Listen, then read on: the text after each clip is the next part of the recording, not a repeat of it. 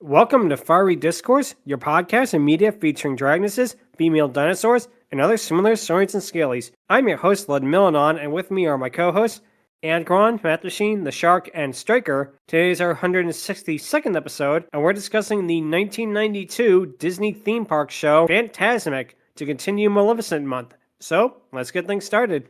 Jocelyn, get the kiddie pool. We're going to Disney World. Nice. Disney theme parks are not only known for their amazing attractions or themings, but they're also well known for their various stage shows and attractions. Fantasmic was created as a big nighttime show for the theme parks, originally premiering in Disneyland in 1992, in Walt Disney World in 1996, and in Tokyo Disney Sea in 2010. Now, we're going to be mostly talking about the Walt Disney World version with a caveat near the end, and you'll find out why, because it pertains to the podcast, wink wink. The story begins with an announcer saying how the story is about Mickey Mouse using his imagination to create magical imagery for everyone to enjoy. The narrator says how imagination is a wonderful thing, but then says how it can also bring your greatest fears to life. Then asks if the powers of his imagination are strong enough to, quote, withstand the evil forces that invades his dream. What the heck is up with this show? Is it supposed to be a movie? Is it supposed to be a theatrical reenactment? Gee, director, make up your mind. This episode, more than most, is brought to you by SpongeBob SquarePants because imagination. Nice. You don't need to go to a big theme park to get in contact with your imagination. You just need a cardboard box. The show then begins as Mist appears in the mountain area, which the stage is done up as a giant mountain, which comes into play later on, which you'll find out. It looks pretty good. This is Disney, so they have a pretty large budget to work with compared to most regional theme parks. Actually, it's really impressive. A lot of the effects, which we'll talk about right now. Indeed. As the chorus sings about how imagination can have you dream a fabulous dream, Mickey Mouse appears. Waving his hands, he conducts an orchestra of dancing fountains as they continue to change colors to the Fantasmic theme song. Mickey then runs up to the summit of the mountain and waves his arms as sparkles come out of it. A mist screen then appears, showing scenes from the Sorcerer's Apprentice part of Fantasia. It does this for a few minutes. Yeah, it's always good to see it. Kind of a shame they don't actually use the Sorcerer's Apprentice music. They actually use the music from Fantasmic for this, which I suppose works for what they're trying to accomplish. A star then bursts as the projection is then replaced by shots of flowers, with, I believe, they are also taken directly from the opening of Fantasia as well. It's not the last time we see somebody from that movie. A singer tells us about how, quote, imagination can lead to strange and wonderful dreams as a flower then appears on stage and begins moving to the music. And this is all really nice and all, but it'd be even better if it was the talking flower.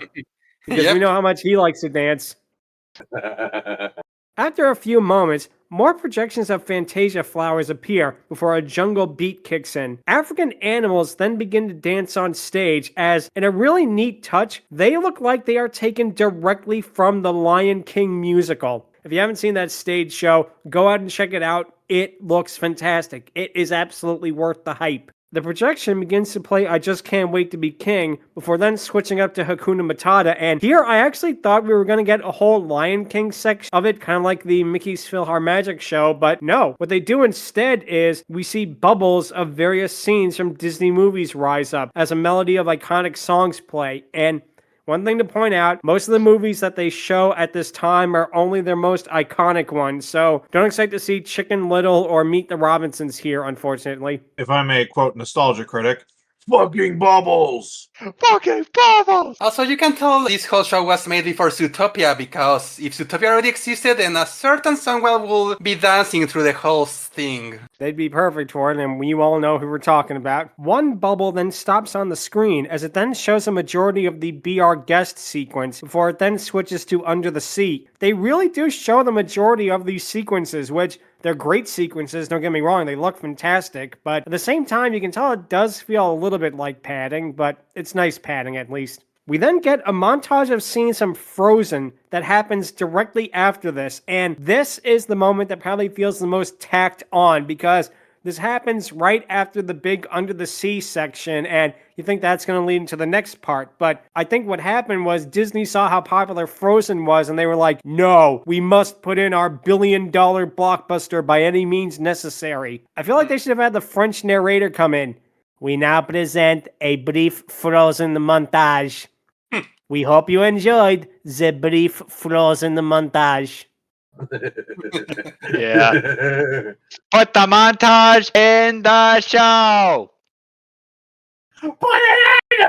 We then get footage from Pinocchio as Jiminy Cricket appears in a bubble and pops it, before we then get fish swimming away from Monstro the whale. As he swims towards them, the show does a really creative bit of editing, and it's not the last time it does that. They splice in parts from Sorcerer's Apprentice with the sequence from Pinocchio of Monstro attacking. They splice in the sequence of Mickey in the Vortex. It's really well done.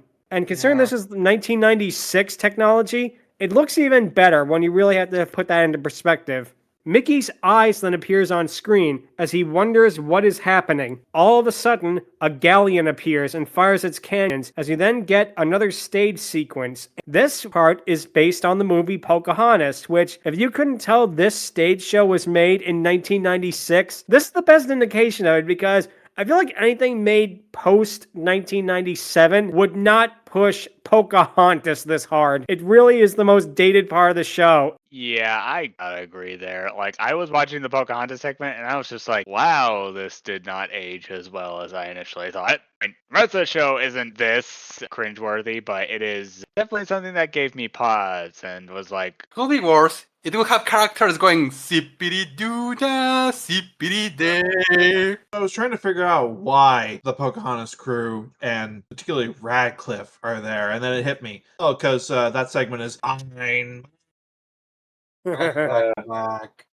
Radcliffe claims that he claims this land for King James I. Radcliffe and his men all cheer before the lights dims as a group of Native Americans with Pocahontas in tow ride up on canoes. I'm going to take a little bit of a tiny tangent here because the reason Pocahontas was made in the first place is because Jeffrey Katzenberg saw Dances with Wolves and Last of the Mohicans made all of the money. And considering the fact that Beauty and the Beast was nominated for Best Picture, he went to his animators and he said, do that. But the problem was, because animation takes time, it came out in 1995 where the, I guess the best way to call it is the Native American craze in cinema had died down. That's why you shouldn't trend chase in animation, because by the time you get it out, the trend is probably over.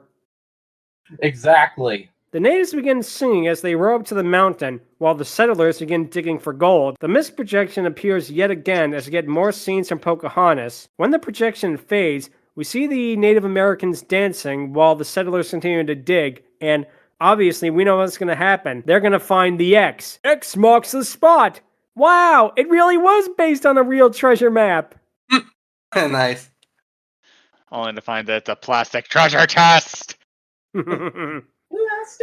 A native then sends a burning arrow to Radcliffe and his men as the song Savages plays. The Native Americans and settlers battle each other before John Smith appears. He swings on a rope while dodging both axes and bullets. Saturday Night Live once did this really hilarious sketch set at Disney World, where it's a line to meet and greet a character. At first, the character is Gaston. He's acting all Gaston-like. But what happens is Gaston leaves and he's replaced by John Smith. And the joke is literally nobody likes John Smith. Absolutely no one. Oh, it's Carl's wife from Up. She has a 2-hour-long wait. Oh, it's Andy from Toy Story 3. He has a 3-hour-long wait. And yet John Smith has literally nobody online for him. The entire crowd just instantly disperses when he appears, and that's all I can think of when I see the guy now.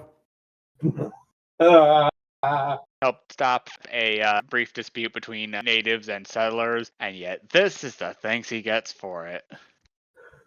This is the thanks I get. Just as John Smith is about to get hurt, Pocahontas appears to stop the battle. A projection of scenes from the movies play again, as an instrumental version of Colors of the Wind plays. As the two embrace, we then get love sequences from other movies such as Sleeping Beauty, Cinderella, and Aladdin. Boats appear in the water as Belle and the Beast appear in one of them, waltzing to the titular song. A second boat with Ariel and Eric appear, set to Part of Your World, followed by a third boat with Snow White and the Prince on there, set to I'm Wishing. One touch I do like, The boats have little various neon signs on them showing characterizations of the movies, and that is a really neat touch they didn't have to do, but the fact that they did speaks volumes. It was at this point I was struck by something. This is effectively just a stage production. The costumes and designs of the characters in this look so much better than the fucking live action movies that Disney has been doing, and I can't for the life of me figure out. Oh, definitely. It's one of those things where you can tell that this show was made in 1996, probably on a fraction of the budget of one of those movies, and yet it really just looks so amazing.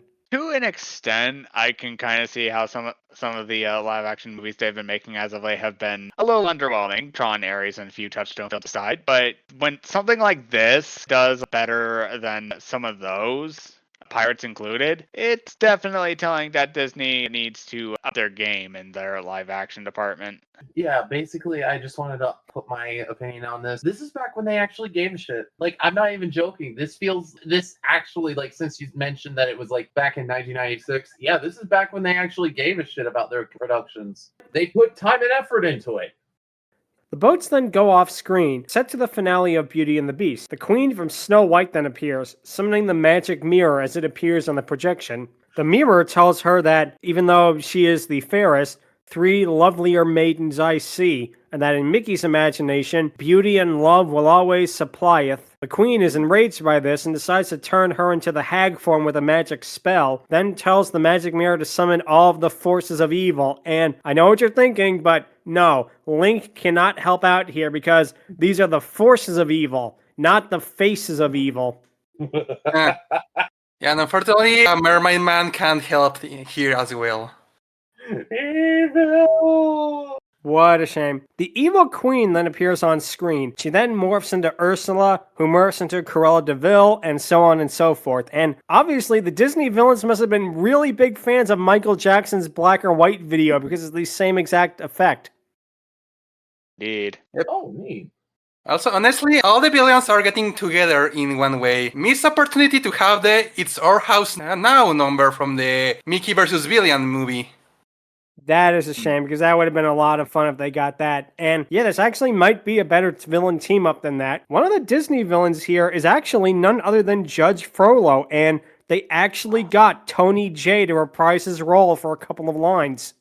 Interesting. Nice. Jafar appears, and he tells Mickey to enter the Cave of Wonders. We then get probably one of the most, I don't want to say the most impressive sequences, but one of the best executed sequences, let's say, of Mickey, a shot of him taken from the animated shorts, pasted on top of the magic carpet during the escape sequence from Aladdin. And the way we describe it, it sounds like, oh, that's not impressive. Anybody could do that with editing software these days. But this was 1996. The amount of time and rendering effort it must have taken to make this look so seamless. There is no bleed over. There is no chroma key. It actually looks like they took Mickey Mouse and animated him on top of this sequence. It really looks that good.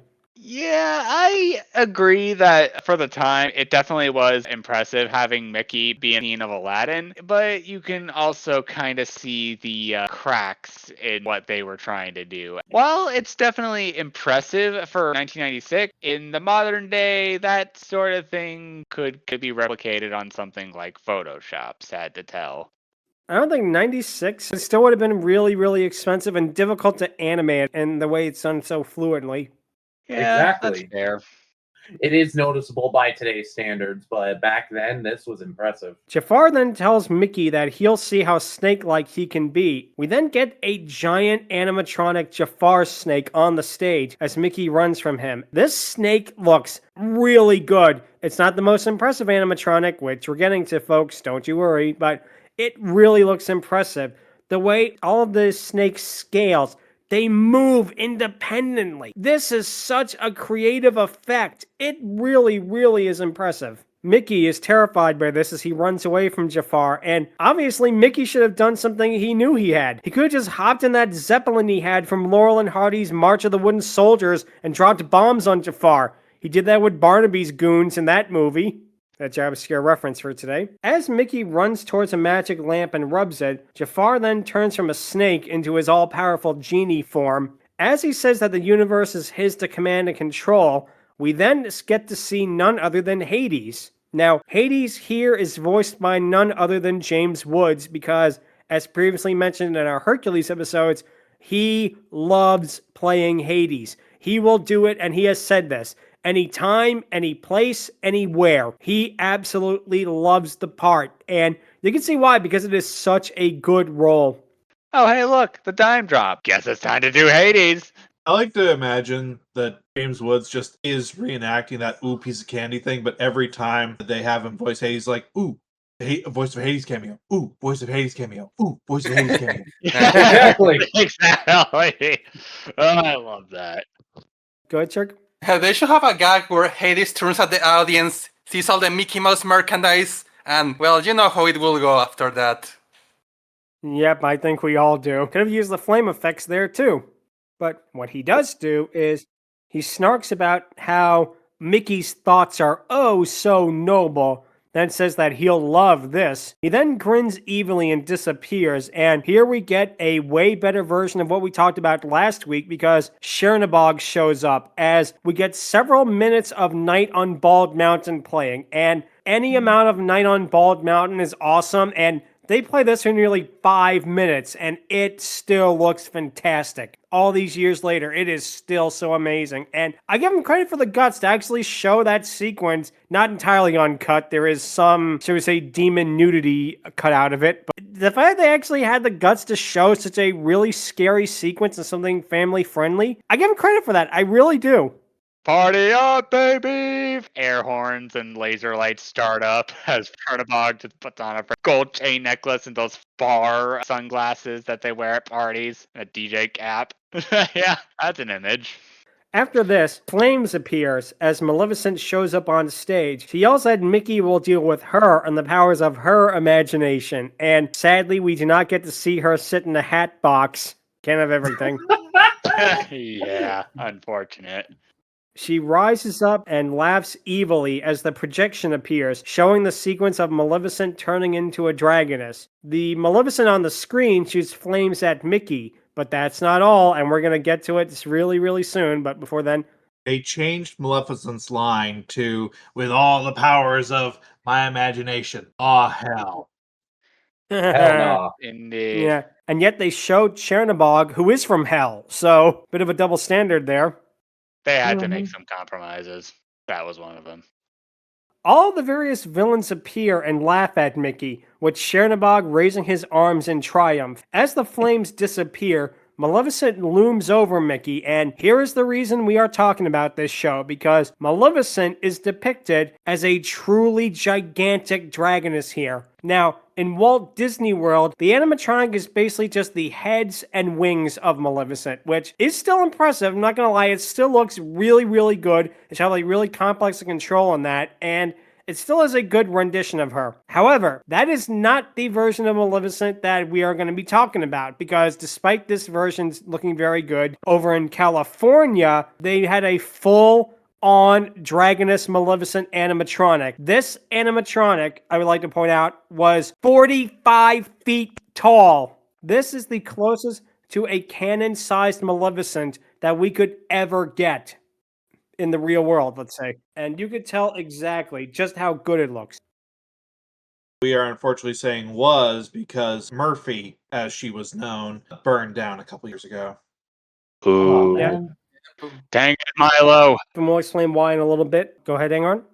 Yeah, like this being the closest we get to an actual threatening animatronic would make something like Music Man tame by comparison. And that guy's pretty big and pretty menacing in his own right. Let's not forget. You really get the might and heft of Maleficent because giant animatronic, it still might be one of the world's largest, period. And this really is an impressive piece of machinery. And not only that, it just shows the might of her in her dragoness form. And I really think points out why we like Maleficent so much, because she really is just so imposing here. How she laughs evilly, and in the Disneyland version, she looms over the audience because 45-foot tall animatronic.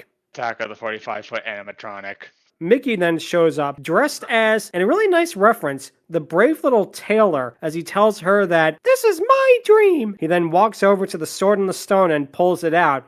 as sparks and lasers appear out of the sword and shoot at Maleficent. Maleficent then screams at this as the projection screen appears, showing all the villains, Maleficent included, being defeated. And one thing I like to point out that I always find funny about these villain crossovers, they almost always have Cruella de Vil here. And I don't know, to me, she always just seems so out of place with these other giant villains. It just is funny because you have all these villains who are might and this and that, and then you have just an ordinary woman. I mean, granted, she wanted to skin dogs alive. That's pretty evil, even for like Disney villains, but she's still just a normal human woman. It's like that old meme, bruh thinks he's on the team. Kind of makes me think of Harley Quinn amongst Doomsday, Sinestro, Mixes Pitlick as an example, and yet here she is, just being oh so fabulous, doing her own thing, and yet also being as menacing as possible. As all the villains are defeated, Tinkerbell then appears and waves her wand. A steamboat then appears, being driven by Mickey as a large group of Disney characters are all there, dancing and waving ribbons to the Fantasmic theme. In Disneyland, it's pretty much the same sequence, except instead of a steamboat from Steamboat Willie, they're on the actual Mark Twain riverboat, which is a neat touch. All the characters dance and wave to the audience, with the Fantasmic theme playing again as sparklers and the fountains dance again. Mickey then appears on the mountain dressed in his usual sorcerer's outfit, as fireworks then appear as big finale of the show. The show then ends with Mickey back on stage in his usual outfit, as he says, "Some imagination, huh?" That's pretty much it for this show, kind of a shorter recap than usual, but there was a lot of stuff that we kind of glanced over here, because a lot of it is just montages of other Disney scenes. Fantasmic was a huge success for both fans and creatives alike. It was revamped in 2016, removing the Pocahontas scene for a Frozen one, and as Matt said earlier, the Maleficent animatronic at Disneyland caught on fire and exploded. It had something to do with the pyrotechnics backfiring, and thankfully nobody got hurt in this. However, the Disneyland version currently does not use Maleficent, an animatronic, but it uses her dragoness form on a projection screen to depict her, which is better than nothing, I suppose. However, they are actually working on fixing the animatronic, and it's taken a long time, but the reason it has is because they want to ensure that nothing like this happens ever again, so I'm sure eventually they'll come out with a new and improved Maleficent Dragoness animatronic, and maybe it'll even be 50 feet tall, who knows? Indeed.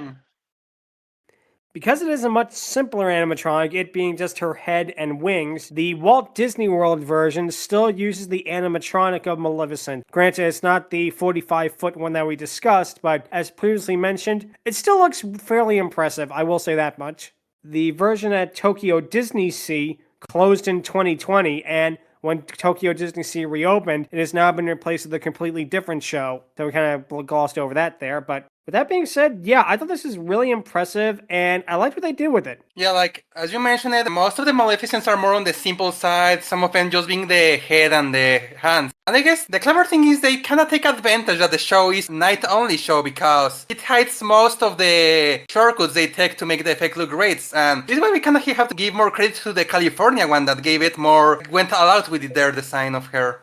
Apparently in California, they did the exact same one they still use at Walt Disney World, but in 2009, they thought that they had to make it more impressive, which they really did. Unfortunately, the Dragoness Maleficent animatronic was apparently also prone to many breakdowns because, granted, this thing was 45 feet tall. You look at Jurassic Park and the problems they had with their giant animatronics, that was only a fraction of the size of this.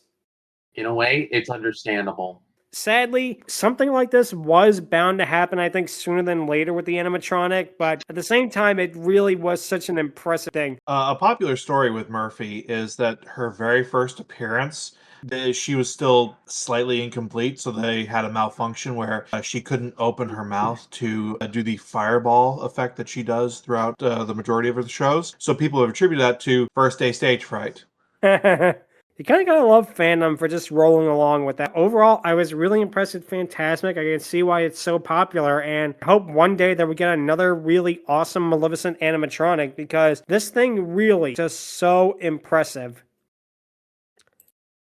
Yeah, for sure. Now that it's going to lead to the question of the week, which is, what is your favorite live show you have ever seen? Now, by live show, we do not just mean live show at a theme park, because that would be extremely restrictive, and we pretty much already done the theme park well questions, I think, dry, because we're going to do another theme park episode in the future. But this is live shows in any sort of live production. So it's going to be something that is going to be really interesting, and I'll go first. Mine is actually going to be a stage adaptation, a play that I didn't think I was going to like as much as I did, and maybe I was a little bit too young to see it regardless, but I really enjoyed it, and that is Chicago, as in the Bob Fosse musical.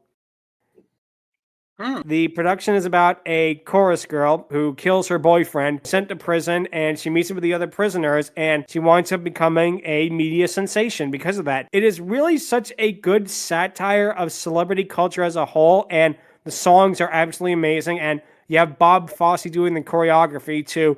If you don't know who Bob Fosse is, he was an absolute legend. Be sure to check him out sometime. And yeah, overall, it's one of those shows that I think because it was one of my first stage shows, I mean, granted, some kids go to see Willy Wonka, some kids go to see Matilda. I went to see Chicago, so I don't know what that says about me and my parents, but it really captivated me because it's a kind of story that, granted, I had never seen anything like that before, and some of the effects are really well done as well. It's not really an effect-heavy show. It's set more in reality, but a lot of it are, for example, fantasy sequences that Roxy has, and it looks so amazing. And I've seen the movie, and the movie is very good. Don't get me wrong, the movie is excellent. If you have a chance to ever see Chicago on stage, though, see it on stage because the dancing and singing is so much more impressive than the movie. I'm not saying that Catherine Zeta-Jones is bad in it, but if you've actually seen a real production of it, you'll kind of get where I'm coming from. But yeah, that's going to be my pick. It's going to be Chicago because that's a really fantastic show. Yeah, definitely go see it if you haven't seen it, or any of Fosse's work, really. So, let's see. Angron, what would your pick be? There are a few examples that I can think of off the top of my head. One that comes to mind is a SeaWorld show. Two of them, in fact. One of which was a little beluga show where one particular key moment was where there was this plumber guy trying to fix a set of pipes and diving in with said belugas. And the other was this cute little show that involved live people and legit sea lions and a walrus. It's trying to find Uncle Mac, the walrus, all the fish that has gone missing. And it's honestly pretty dang adorable. Sea lions are already pretty dang emotive. They are so adorable. Getting sea lions to act the way they did and having some stuff automated voiceovers over some of the seals chirp, it was such a nice touch. Also some of the stunts, like one of the human characters and the sea lion jumping out of a tower that was spouting water. It was so adorable. I would have to say that there was this one live show that I remember fondly back in Texas where my aunt and uncle did a theater production of. It was a toy factory thing. It kind of reminded me a bit of Willy Wonka. It was this thing about conquering fear. It was very basic. Looking back, it was pretty basic, but I very much enjoyed it. I think I'm going to go with the Sea Lion show because that one remains in my head a bit stronger than the others. That definitely sounds pretty interesting. So, let's see. Matt, what would your pick be? As the animation guy, I tend to not see many live-action productions. There is one exception, and it actually does tie into the theme park thing that we just discussed as well. The medieval times performances. Ooh. Nice. I go to those every year for my birthday because I'm an old man. I like to pretend I'm living in the 1300s. And it's always fun to see those jousts and sword fights. They actually do put surprising good production quality into these shows. My favorite segment is actually, for as weird as it is to go to a horse show and think that your favorite thing is something else, the falconer segment. Seeing that bird fly around and the majestic music they use, really beautiful. If you live anywhere near a medieval times and have the opportunity, I would suggest going just once just to see what it's like. They are very good shows.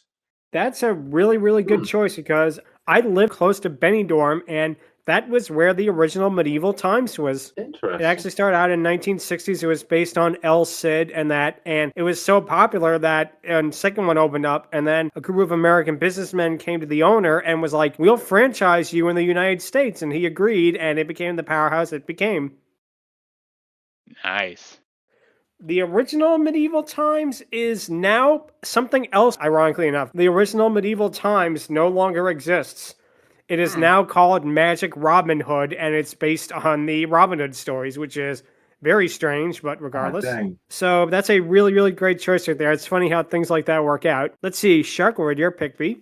Yeah, kinda ironic that we're talking about a Disney product here because my answer is gonna go with their competition, and that's going to be a certain musical with a certain green ogre as the star. I had a feeling I knew you were gonna say that for some reason. So yeah, Shrek the Musical, I went to it and I really, really liked it because, I mean, it does keep the spirit of the movies, it has humor, the story is the first movie but still retold in a way that fits a theater. And the songs are great because they do have covers of songs from the movie, but they also have original songs. The famous song that is pretty much DreamWorks' main theme when Shrek tells the story or Fiona recaps her life in the tower, they gave lyrics to that one, like they show you how Fiona feels in that song. They have like a more extended Villanos than for Farquaad. Heck, even Dragon gets a song and she can actually speak and sing in this version, so hey, we got something for that. And yeah, it's again, but also it's a great song, great humor, great characters and all of that. So yeah, Shrek the Musical is probably one of my favorite live action shows. Yeah, that's a great choice right there. And don't you worry, we are going to talk about Shrek the Musical on the podcast, and that's going to be a lot of fun when we do, because they do a really, really great job with Dragon there. She gets, that honestly is probably the most amount of characterization she has gotten in the entire franchise, and not to mention screen time, and it's easy to see why. Let's see, Stryker, what would your pick be? Compared to you guys, I've never actually seen musicals live on stage, which I actually do want to one of these days, but to be honest, the closest thing that I've ever seen are live concerts from bands. Me and my sister love to go see rock and metal bands live on stage, and well, I'm gonna have to reference something that's close to home, Sonic Temple Music Festival. It's a 3-day live event for music, and you can even watch the bands play live. And one of my favorites was actually seeing Metallica live. Nice. Yeah, it was one of my favorite shows, like, ever. And I actually got to see the last show of Megadeth's original bandmates before the drummer passed away. It's one of my favorite. I still love going to this yearly. And this year is going to be pretty lined up. In fact, like, it's going to be 4 days this time. And I'm excited for it. Hopefully I get to go anyway.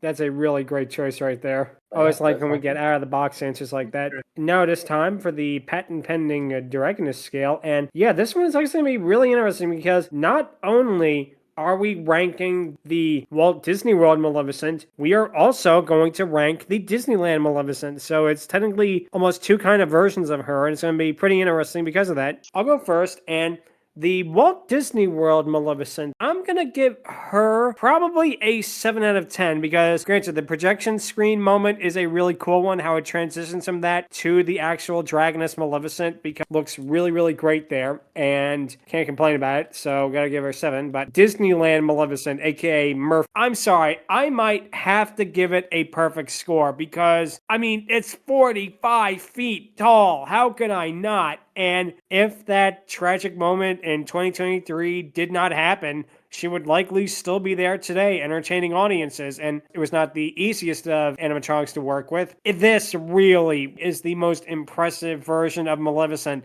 that is not from the original film to date. Yeah, that's why I'm going to have to give her a perfect score. I literally cannot find anything wrong with this, save from the fact that they obviously did not do enough upkeep, but that's neither here nor there. So yeah, that's why I'm going to give them 7 out of 10 for Walt Disney World and perfect score for Disneyland.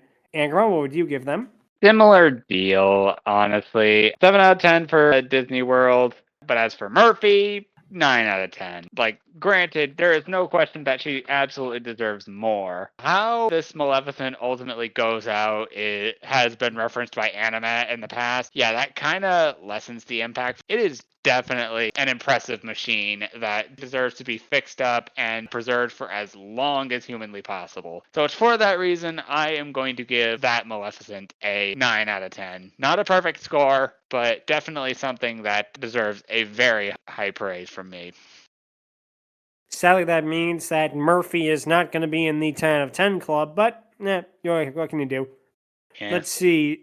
Math, what would you give them? My scores are going to be slightly lower as well largely because of the way that I do the ratings. They're not off by much, but it is impacting a little bit because Maleficent isn't really in this production all that much. It's a 30-minute production, and she's in it for all of like 2-3 minutes. Which, hey, the build up towards her and then the reveal of the animatronics is great. Don't get me wrong. It's just that you don't really see her as the character that much, which is a damn shame. I would have liked a couple more minutes of Maleficent being like the host of the evil forces. The one at World, I do think is okay, but I don't like that it's only like half a thing. From certain angles or certain ways of looking at it, it looks a little bit off compared to Murphy. So she ends up landing at a 6 for me. Murphy, on the other hand, I love. I love the fact that I can say she's a kaiju Maleficent that they made real. Just how imposing and powerful she is. What really helps her is she has the personality that has been embedded into her by the fandom that she's called Murphy, that she's been attributed to having stage fright, which is why sometimes the pyrotechnics don't work. People have given her so much personality rather than the show. That's one of those weird things of the fandom actually makes the character better because they're treating it like she's a real performer on stage rather than just an animatronic. And that's one of the things I really like, and that's one of the things I always attribute to Muppets, and it's being attributed here as well, is that they make them feel real, and that sells it so well. That's why she lands at a 9 for me as well. So let's see, Shark, what would you give her? Kinda continuing this pattern of the one from World having the lower score of the other, but yeah, the one from Disney World is gonna get a 7 because, hey, it's like the perfect final opening for a show that's supposed to be all about Mickey, all about Disneyland, and all of that imagination stuff. So, yeah, and even if it's not a complete body like the one I'm about to mention, the fact that they were clever enough to take advantage of the fact that, oh, this is a night show, we can hide it in the shadows, and it can work in its advantage. It can make it more threatening, not seeing everything like, ironically, leaving the rest of her body to your imagination. So, yeah, for Disney World, she's getting a 7. However, Disneyland, it's the one that went all out. Like, if you are in there and, if you're a kid or someone who can really get into the spirit of a play, you will literally believe that, no, this is a real dragon right now. I'm seeing the real Maleficent right now. And for this one is so great. This one gets a perfect score from me as well. So let's see, Stryker, what would you give her? I'm going to give it a bit of a slightly different score. I find that the one at Walt Disney World is more of an 8, in my opinion. They worked with what they could, and yeah, like what everyone else has said, this is actually a night show. This actually makes, in my opinion, it feels like you're more up close and personal to Maleficent. However, yeah, Murphy gets a 10 out of 10, for sure. She's my favorite. One of my absolute favorite animatronics I have ever seen, and oh man, and I wish I could have been there to see it. This is so beautiful. Truly unfortunate. Yeah. But who knows? They could bring her back. But for now, farewell to one of the best animatronics I have ever seen. Yeah, I'll be back one day. Oh, yeah. Yeah, I might bump that one to 8 out of 10. Looking at it a little more, yeah, it's not bad. It's certainly not Murphy. It's definitely got a bit of style going on. Yes. I just find they decided to go more of an up close and personal approach with this one. And of course, it's a night show. They worked with what they could, and it certainly works. Exactly. It really showcases the Walt Disney World version, like what they did with what they had. And yeah, it's clear that Murphy was the more popular one by pretty much all of us. And yeah, it's a real shame what happened with her, but one day she will appear again, and hopefully she entertains audiences for many, many more years to come. Absolutely. Right. Mm-hmm. So that's going to be it for this week. If you have any questions, or if you want to see Maleficent Murphy fight the giant King Kong animatronic over at Universal Studios, you can feel free to email us at fierydiscourse@alec.com. Visit us at Twitter at twitter.com/fierydiscourse. Visit us at Blue Sky at Fiery Be sure to subscribe to the Fiery Discourse YouTube channel and subscribe to the playlist. Like and hit the bell icon. Leave a comment. Any all comments are appreciated. Next week, we're going to be talking about the 2015 Once Upon a Time episode, Unforgiven, to continue our new theme month of Maleficent Month, which, yeah, Once Upon a Time is definitely going to be an interesting version of rather well-known characters. Will they keep Maleficent true to herself? We can only speculate. Indeed, and more importantly, will it be any less confusing than the Kingdom Hearts timeline? That is also true. So that's going to be it for this week. And until then, thank you all so much for watching and take care. Later, y'all. Peace out. Peace out. Adios. See you all next week.